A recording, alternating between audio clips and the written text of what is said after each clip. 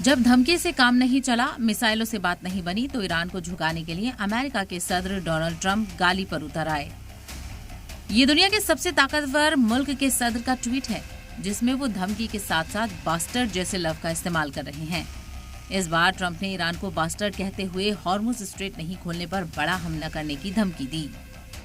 उन्होंने कहा कि अगर ईरान ने हॉर्मुज नहीं खोला तो वो उसे नरक बना देंगे। इसके साथ ही उन्होंने ईरान में पावर प्लांट और पुलों पर हमला करने की बात कही। ट्रंप ने सोशल मीडिया पर लिखा, ईरान में मंगल को पावर प्लांट डे और ब्रिज डे एक साथ होगा, यानी हमला होगा। ट्रंप के इस ट्वीट की दुनिया भर में चर्चा हो रही है। खुद अमेरिका के लोग भी हैरान हैं कि ट्रंप किस तरह की जबान का इस्तेमाल कर रहे हैं। ट्रंप के इस पोस्ट को ईरान पर अमेरिकी हमले की डेडलाइन की शक्ल में देखा जा रहा है, लेकिन इस धमकी का भी ईरान पर कोई असर नहीं हुआ। ईरान ने पहले की तरह इस बार भी तगड़ा जवाब दिया। ईरान ने ट्रंप की धमकी और अल्टीमेटम पर दो टूक कहा, हॉर्मुज अमेरिका और इजराइल के लिए पहले जैसा कभी नहीं रहेगा। ट्रंप की धमकियां मुजरिमाना जहनियत को दिखाती हैं और ये आलमी कानून के खिलाफ है।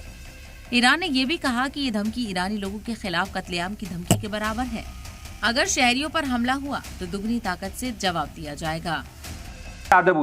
که هر تعرضی به اهداف غیر نظامی با پاسخ مضاعف به منافع دشمن در هر نقطه از منطقه روبرو خواهد شد.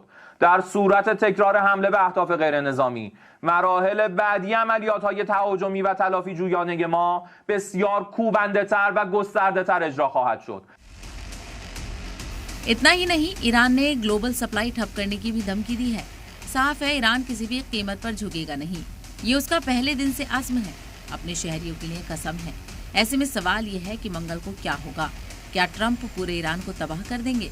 क्या ईरान में ट्रंप एटमी बम छोड़ेंगे, या फिर समझौतों के लिए कोई दूसरा रास्ता निकालेंगे, या फिर नई डेडलाइन देंगे?